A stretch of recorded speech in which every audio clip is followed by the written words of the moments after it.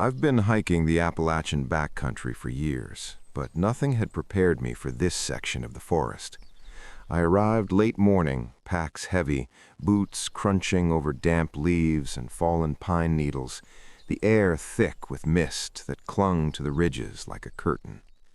The trail narrowed as I pushed further into the mountains, roots and rocks snagging at my steps, but I kept a steady pace, feeling the rhythm of the forest under my feet.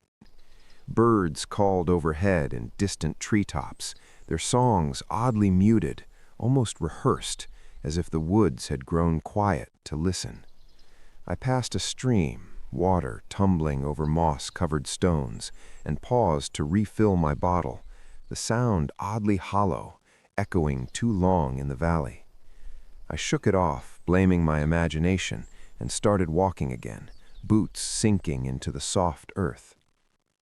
By early afternoon, I reached a ridge I hadn't seen on the map, the trees thinner, the forest stretching out into a vast green sea, shadowed in the mist. I stopped, surveying the slope below, noticing how the fog hugged the hills and twisted around the gnarled branches, making them look like faces, silent watchers. I told myself it was my mind playing tricks, old superstitions creeping in, but a chill ran down my spine anyway. I kept walking, heading toward a small clearing I hoped would serve as a good campsite, thinking I would set up before sunset. As I approached, I noticed footprints in the mud, human, maybe a hiker, but too large and irregular to be recent. I crouched to inspect them, tracing the edges with my finger, feeling the forest press in closer, the wind cutting a low whistle through the ridges. Something about the tracks made my stomach twist, an instinctual unease I couldn't shake. I checked my pack, my knife, my flashlight, thinking I might just be seeing shadows where there were none, but the forest was unnervingly still. I pushed forward, setting up my tent and starting a small fire, the smoke curling into the gray sky. As the day bled into dusk, sounds of the forest shifted, distant twigs snapping in a pattern that felt deliberate, almost like someone or something was moving just beyond the line of sight. I listened, trying to rationalize, thinking maybe a deer, a fox, or another hiker, but the rhythm didn't match nature. By the time night fell, I was tucked into my sleeping bag, fire dying to embers, and I heard the faintest echo of a whistle, like a tune I didn't recognize, carried lightly through the mist. My stomach knotted, and I realized that this section of the forest, with all its age and shadow, had eyes, had memory, and was aware of me in ways I couldn't understand. I tried to sleep, but the forest refused to let me. Every crack of a branch, every rustle of leaves made me jerk awake. I told myself it was just animals, but my heart wouldn't believe it. Hours passed with nothing but the wind, yet even the wind felt deliberate, as if it was guiding my attention somewhere I didn't want to look.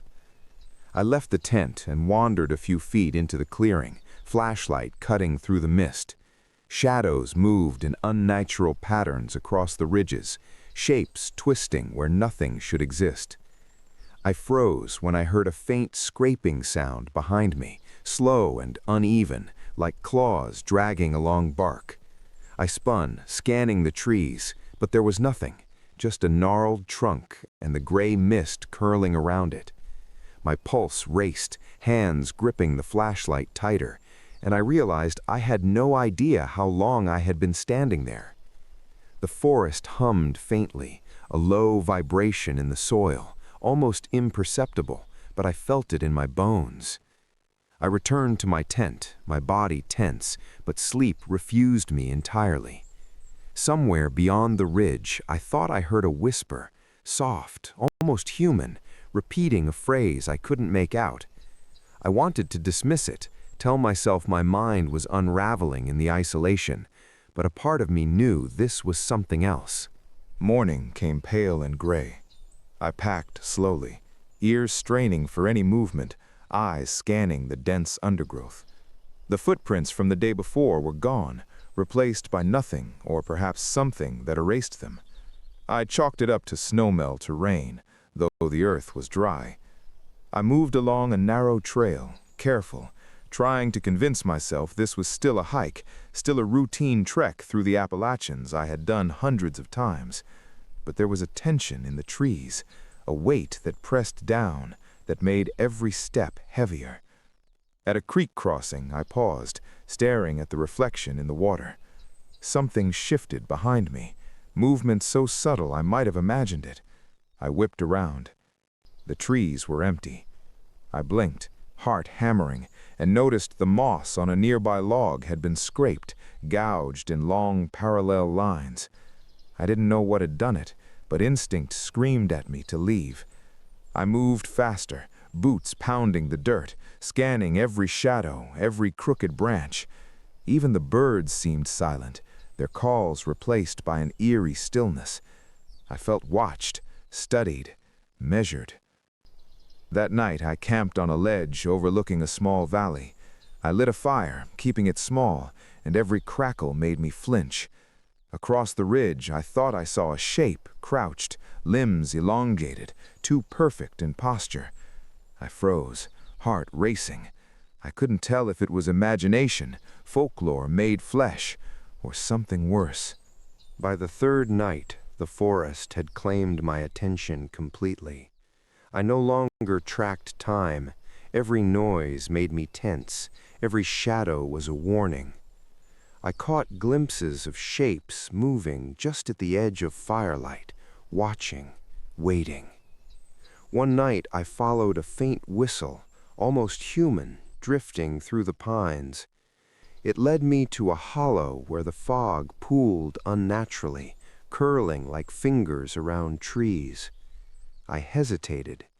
The instinct to flee warred with the urge to understand. Something shifted in the corner of my eye, just a fraction, and I froze. It mimicked my breathing, my stance, subtle movements I didn't think could be copied. My mind spun, recalling the old Appalachian tales I had read, creatures that learn from you, that take your shape, that watch patiently for mistakes. The hairs on my arms stood as the whistle repeated, perfectly tuned to my heartbeat, my pauses, my thoughts.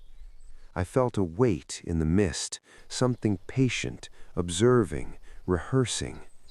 I backed away slowly, firelight trembling across the ridges, every nerve screaming. That night I barely slept, flashlight across my lap, knife in hand, listening as the forest whispered back the sounds I had made earlier. The next morning, the mist clung thicker to the ridges, and I could barely see more than a few feet ahead. I moved cautiously, boots sinking into soft earth and moss, each step deliberate, each snap of a twig sounding like a warning. The creek I had crossed yesterday gurgled unnaturally, its surface smooth in places where it should have rippled.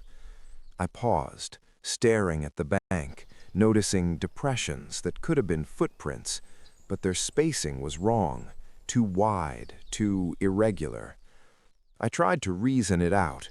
Deer? Bear? Human? None made sense. I tightened my grip on my pack straps and continued, feeling the forest watching, waiting. By midday, I reached a small plateau where the sun filtered in thin shafts through the canopy. I ate a quick lunch, scanning for movement, and caught a glimpse of something crouched among the trees on the far side. For a second, it looked like a man, familiar in silhouette, then twisted in ways that were wrong, impossibly long limbs, head tilting unnaturally. I blinked, and it was gone. My pulse raced, hands shaking. I reminded myself that folklore stories had power precisely because they were exaggerations of fear. But this was different. The forest moved like a living thing, every ridge and hollow conspiring to keep me off balance. That night, I camped near a cluster of pines, fire sputtering in the damp air. The whistle returned, low and slow, not human, not fully animal, echoing through the fog. I pressed my back to a tree, knife ready, flashlight cutting across the edges of the mist. Shapes twisted in the corners of my vision, always at the limit of perception, teaching me patience, reminding me that the forest wasn't neutral. I didn't sleep. The following day, I tried to move faster, following a trail I hoped led out of the ridge-heavy section. Roots and rocks clawed at my boots, but I ignored them, eyes scanning every shadow, every ridge. I kept hearing faint footsteps behind me, but when I turned, there was nothing. The rhythm didn't match mine. It was deliberate, cautious, almost rehearsing. I remembered old Appalachian tales, creatures that mimicked humans, that waited until you made a mistake. I shook my head, trying to dismiss it, telling myself my imagination was warping isolation into legend.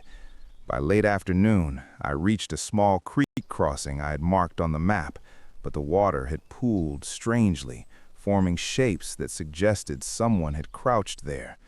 My skin crawled. I realized I was being studied, measured, watched. I set up a small campsite under a rock overhang, fire tiny, embers glowing faintly. Movement in the trees caught my eye. I froze. Limbs stretched, shapes crouched, tilting heads as if learning me, waiting. My stomach knotted. I whispered into the dark, testing the echo. "Who's there?" Only silence responded, or perhaps the forest itself answered with imitation. The air was dense, every breath weighted. That night, I kept my knife close, flashlight across my lap, listening as the wind carried faint whispers that sounded like my own thoughts repeated. Sleep was impossible. By the fourth day, I knew the forest was no longer neutral. It had intelligence. I started marking my path with stones, tying pieces of cloth to trees, anything to leave a trail I could recognize. Yet the shadows, the shapes at the edge of my vision, learned faster than I could track. One ridge crossing, I saw movement crouched in a hollow below. It mimicked a human figure perfectly, then twisted, elongated in ways a body shouldn't. My heart raced. I backed away slowly, realizing this was not a creature I could fight, not in a conventional sense. The whispers followed me, low and rhythmic, practicing syllables I didn't speak aloud. My skin itched. The hairs on my arms stood at attention. The isolation pressed down, heavier than I could remember on previous hikes. I couldn't tell if the shapes were one entity or many, if the forest itself had become a predator or a teacher. By nightfall, I camped near a fallen log, small fire sputtering in the damp mist. Every crack, every shuffle, every whispered imitation made me flinch. I realized my survival depended on patience, on observation, and on not giving this thing any lesson it could repeat.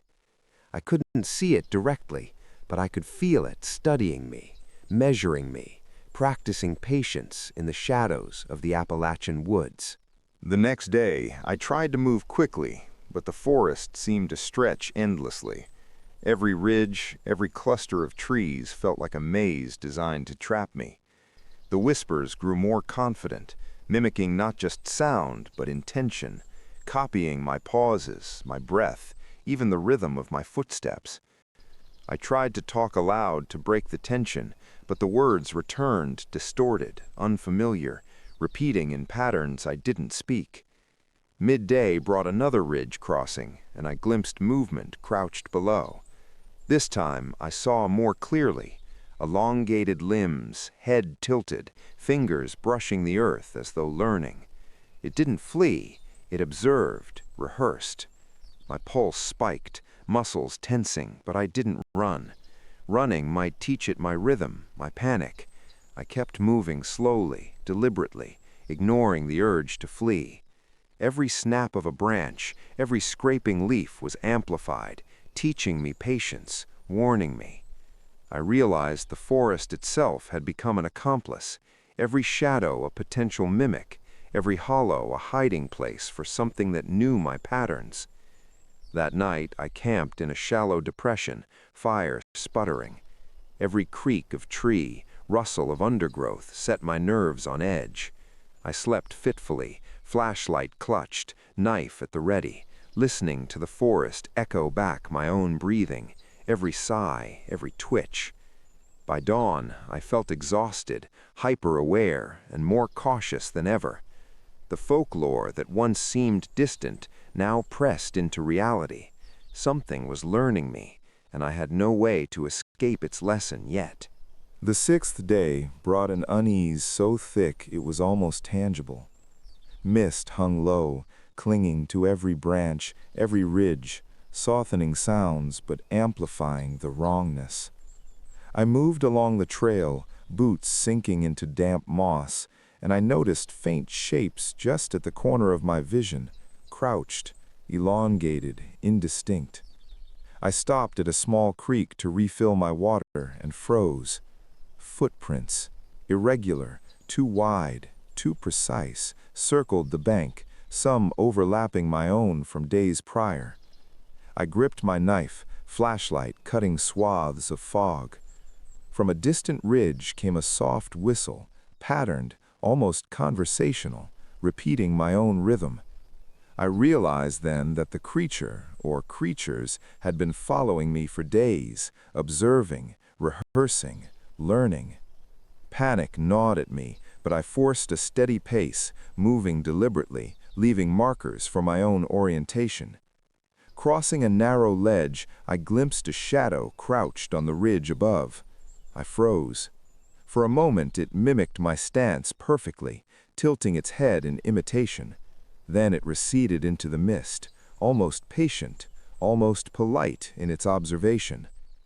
I pressed forward, forcing calm, trying not to teach it anything. By nightfall I found a shallow cave for shelter, fire sputtering. Every crackle and pop made me flinch. I felt the forest around me, alive and aware, teaching patience, measuring every instinct. Sleep came only in fragments. By dawn, I understood something crucial. I had to move farther, faster, and more carefully than ever. The forest had become a teacher and a hunter, and the lessons it imparted were deadly. By the seventh day, my movements had grown cautious and deliberate, almost ritualistic. Every branch I stepped over, every rock I touched was considered, memorized, marked. The forest pressed in from all sides, every shadow holding the possibility of something watching, learning, waiting. At a creek crossing I had memorized days before, the water seemed darker, thicker, carrying faint reflections that weren't mine. I froze when I heard a low, rasping sound behind me, slow and deliberate, like the scraping of claws on bark. I spun, flashlight sweeping the ridge, but only mist and trees met my gaze. My chest heaved as I tried to rationalize, telling myself the stories I had grown up reading were just that, stories, but instinct screamed otherwise. Later, as I ascended a narrow trail along a steep slope, I caught movement crouched on a distant ridge. It wasn't fully human, limbs bent in wrong ways, posture almost perfect mimicry of someone sitting or leaning. I froze, then slowly reached for my camera, thinking proof might keep me rational. The figure shifted, tilting its head as if learning the motion of my hand. I lowered the camera slowly, every nerve taut, realizing that even my actions could teach it. That night, I set up camp beneath a fallen tree, fire small, embers glowing weakly. Every sound, the hiss of the wind, the snap of branches, even my own whispered breaths, felt recorded, memorized, returned to me in twisted imitation. I lay awake, watching shadows twist and stretch, and realized that the Appalachian forest had its own intelligence, patient, relentless, and somehow deeply familiar. The eighth day, I moved even slower, almost a crawl along the ridge. Each ridge crossing, each hollow, felt like a test. The fog clung low, swirling like living fingers, masking shapes crouched in distant trees. The scratches and gouges on tree trunks grew more deliberate, almost artistic in their repetition. I caught the faintest whiff of smoke far off, but no fire was visible. My instinct screamed at me to leave, yet the path forward was all I had. Around midday, I stopped at a small clearing to eat. As I chewed, I thought I saw movement at the edge of the clearing, a crouched figure silhouetted, mimicking me perfectly. I froze. Its head tilted in the same rhythm as mine, movements rehearsed, unnatural. Panic clawed at my chest, but I stayed still, realizing that running might teach it my rhythm, my fear. I packed quickly, moving deliberately down a narrow trail, marking trees with small stones as I went. That night, camped beneath a rocky outcrop, I kept the fire minimal, ears straining, flashlight resting across my lap. Whispers returned, low and patterned, mimicking my breathing, my heartbeat, even my murmured curses. I could feel it learning, adapting, waiting. Sleep came only in fragments, haunted by shadows twisting at the edge of vision, and I realized that I was no longer the observer. I was the lesson, and the forest had become the teacher, patient, relentless, and unnervingly familiar. On the 9th day, I knew I had to leave the ridge entirely. Every step felt heavy, every sound amplified. The shadows moved at the corners of my vision, crouched in hollows, stretching limbs impossibly, rehearsing, learning. I reached a small plateau, and for the first time I thought I glimpsed it fully. Crouched, humanoid yet wrong in proportion, head tilting in impossible ways, observing from above. I froze, heart hammering, realizing it had been following, watching every movement, every hesitation. I backed away slowly, careful, realizing that any sudden motion might teach it more than I wanted. The forest seemed to press in, alive and patient, waiting for my mistakes.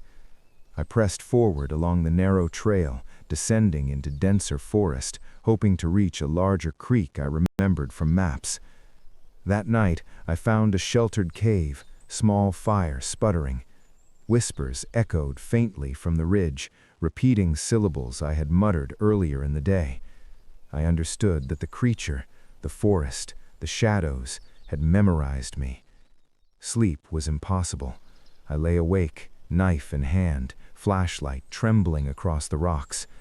I realized that survival meant leaving these ridges entirely, moving to forests it had never learned, forests beyond its memory, and hoping that distance could offer safety. The 10th day, I descended carefully, leaving the ridges behind. The forest here was denser, older, smells of moss and decaying leaves thick in the air. Every step carried a weight of awareness. I had learned that the shadows remembered me. I kept markers of stones and small cloth strips tied to branches, hoping to leave a trail I could retrace. Even as the light shifted and dappled through the canopy, I felt the subtle presence of something above, watching from unseen ridges, crouched in hollows I couldn't see. At midday, I paused at a creek to drink. The water was clear, but moved oddly, almost as if it mirrored the shape of the ridges I had left. I caught a flicker of movement on a distant slope, something crouched, mimicking my posture. My heart pounded, and I stayed still, realizing this thing wasn't mindless. It learned from observation. I pressed forward, careful not to teach it anything further, hoping distance could sever its patience. That night I camped beneath a giant pine, small fire flickering. Every sound, every crack, every whisper seemed amplified, mimicking my own movements. I lay awake, sweating, listening to the forest echo back my own presence, understanding fully that I was no longer just a hiker. I was prey and pupil, a lesson for whatever studied me from the shadows. On the 11th day, fatigue and fear were constant companions. My senses sharpened. Every step, every sound was catalogued. At a bend in the trail, I froze as I noticed a set of footprints that didn't belong to me. Wide, irregular, almost human, but wrong. They circled a cluster of trees and disappeared into the undergrowth. I followed cautiously, keeping my distance, heart hammering. Shadows twisted at the edges of my vision, crouched, elongated, tilting heads like silent observers. I recalled the Appalachian tales I had read, warnings of shapeshifters that mimicked and learned. My mind raced, trying to rationalize, but instinct screamed otherwise. That night I camped beneath a rocky outcrop, fire small, embers glowing weakly. Whispers returned, patterned, repeating my own actions, even mimicking the way I breathed. I pressed the knife closer, flashlight trembling in my grip. Sleep came briefly, haunted by the sensation of being watched, rehearsed, studied. By dawn, I realized that leaving the ridges was not enough. I had to go far, far beyond these learned shadows, into forests untouched by their patience, where the lessons they had taught would not reach me.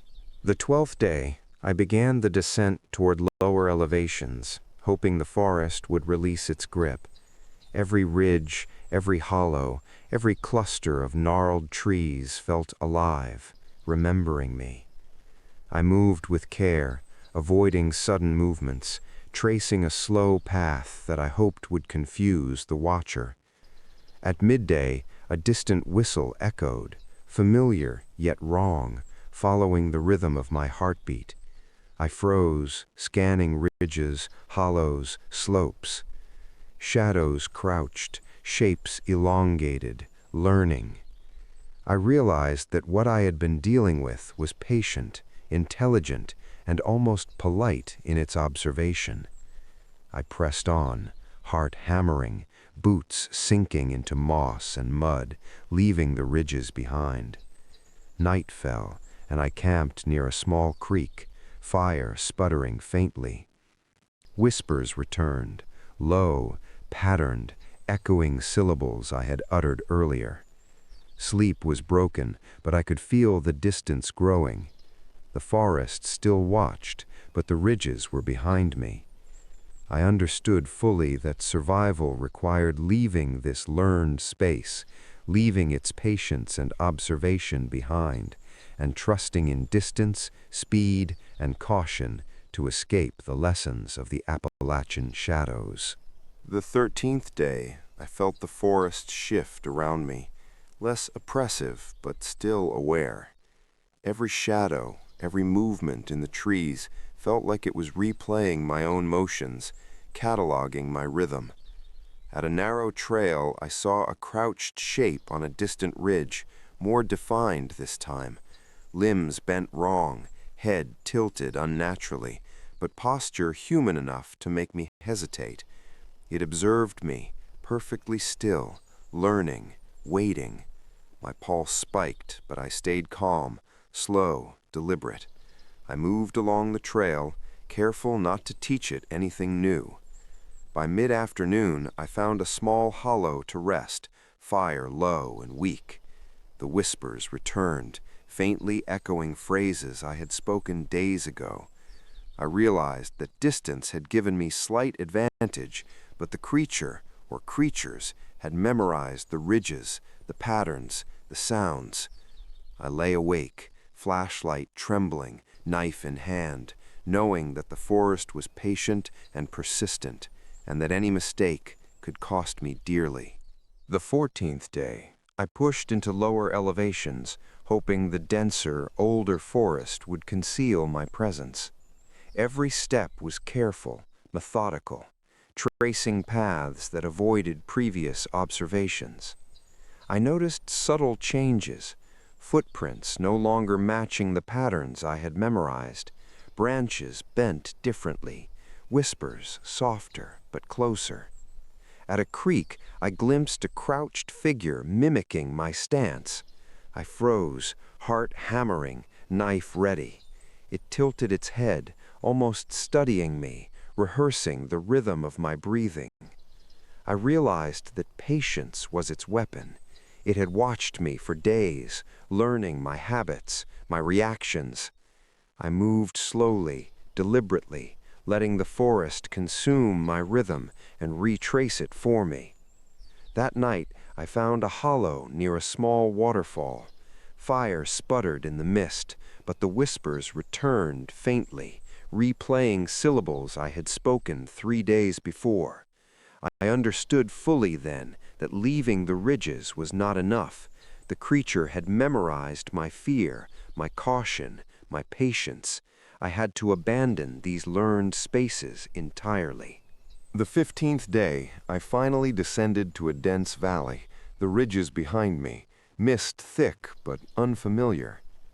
Shadows moved in the corners of my vision, crouched, elongated, tilting heads in mimicry. But I had gained some distance, and the shapes no longer dominated the ridges above me. I moved slowly, marking my trail, but with hope. The creature was learning new terrain, its patience tested by distance. Around midday, I saw it one last time, crouched in a hollow, limbs bent, posture mimicking mine, head tilting unnaturally. I stayed calm, knowing that my survival depended on teaching it nothing new. By nightfall, I camped near a creek, fire small. Whispers echoed faintly, but the forest around me felt less oppressive. I realized I had left the learned ridges, moved into territory it had never seen, and for the first time in days, I felt a sliver of safety. I lay awake, knife at my side, flashlight trembling, knowing the Appalachian shadows had taught me fear and patience, and that even in escape, the memory of those ridges and the creature would linger forever. I moved into the valley slowly, careful to avoid sudden motions. Every ridge behind me had been mapped into memory by the forest, by whatever had been watching me, learning me. Now the trees were different, the moss thicker, the undergrowth more tangled. I kept my eyes peeled, ears straining, listening to every sound, the crack of a branch, the hiss of wind through pine needles, the faint trickle of water. At midday, I stumbled upon a small clearing with a cluster of ancient oaks. Sunlight filtered through mist, giving the forest an almost ethereal glow, but I didn't trust it. The memory of crouched shapes on ridges, limbs bent unnaturally, heads tilting wrong, replayed vividly in my mind. I moved carefully, stepping over roots, over rocks, leaving markers to retrace my steps if needed. Suddenly, I heard it, a faint whistle, patterned, deliberate, almost conversational, echoing my own breath and heartbeat. My pulse surged, but I stayed calm, moving slowly. At the edge of a rocky hollow, I glimpsed a shadow crouched, elongated, mimicking my stance. It tilted its head, watching, waiting. My stomach knotted. I knew now that my survival depended not on strength or speed, but on patience, on not teaching it anything new. I pressed on through the undergrowth, every step deliberate, careful not to snap a branch or rustle a leaf in ways it could learn. By late afternoon, I reached a small stream, fast-moving and clear. The sound helped mask my movement, though I felt the forest observing, remembering, practicing. I crouched to drink, every muscle tense, knife close at hand. The shadow on the ridge above did not move immediately. It waited. Then, slowly, almost imperceptibly, it shifted back into the trees, watching me. I exhaled, barely, and continued along the trail, keeping low, small, careful. Night fell, and I camped beneath a fallen log, fire sputtering weakly in the thick mist. Every noise, the snap of branches, the hiss of wind, the faint rustle of leaves, felt like it was mirrored, recorded, returned in imitation. I lay awake, flashlight across my lap, knife in hand, understanding fully that the Appalachian forest had taught me fear, patience, and awareness in ways I could never forget. The shadow had retreated, but the memory of its observation remained. I knew I had to keep moving, leaving this territory behind, into forests it had never seen, where distance and unfamiliarity might finally grant me safety, or at least a reprieve.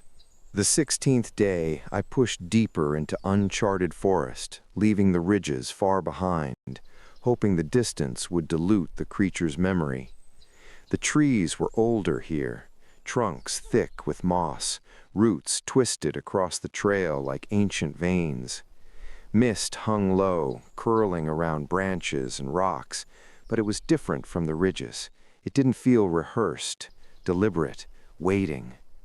I kept my movements slow, deliberate, careful not to snap a branch, not to create a rhythm it could learn. The whistle returned faintly, but it was softer, distant, echoing from somewhere I couldn't locate. My heart pounded, but I forced calm, reminding myself that patience had kept me alive this long.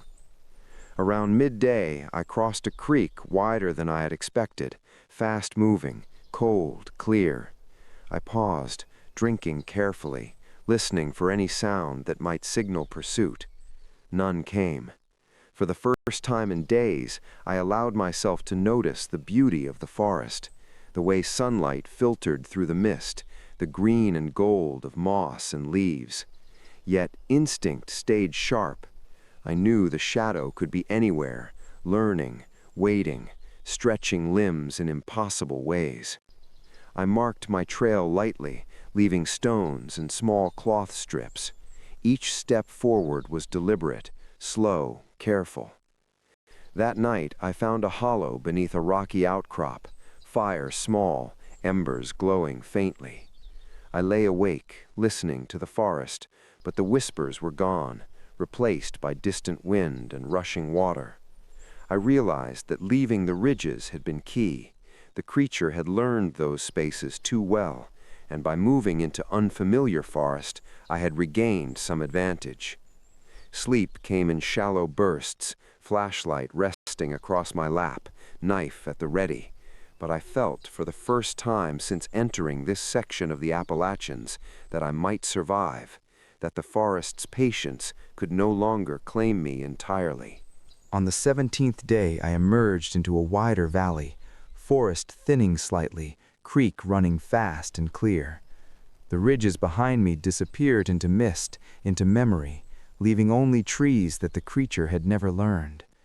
Every shadow still made my heart race, every rustle of leaves demanded attention, but there was no deliberate mimicry, no crouched shapes waiting at the edge of vision.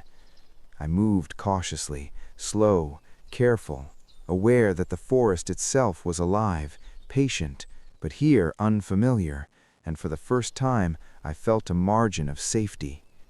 By midday I found an old trail leading out of the mountains toward lower elevation, wider paths, human traces, the smell of civilization faint in the air. I pressed forward, never letting my guard down, heart pounding with relief and tension. That night I camped near a river, fire sputtering, embers glowing in the mist. I lay awake, knife and flashlight ready, reflecting on the past weeks, the shadows, the whispers, the elongated limbs, the head tilting, the lessons of fear and patience the forest had forced upon me. I understood fully that I had survived not by strength or skill alone, but by observing, by patience, by learning the rules of something older than memory, older than mountains, older than the Appalachian tales I had read. By dawn, I moved on, leaving the unlearned forest behind, heading to regions it had never seen, forests where its patience had no foothold. Even as I walked into sunlight, the memory lingered, shadows twisting in the corners of my mind.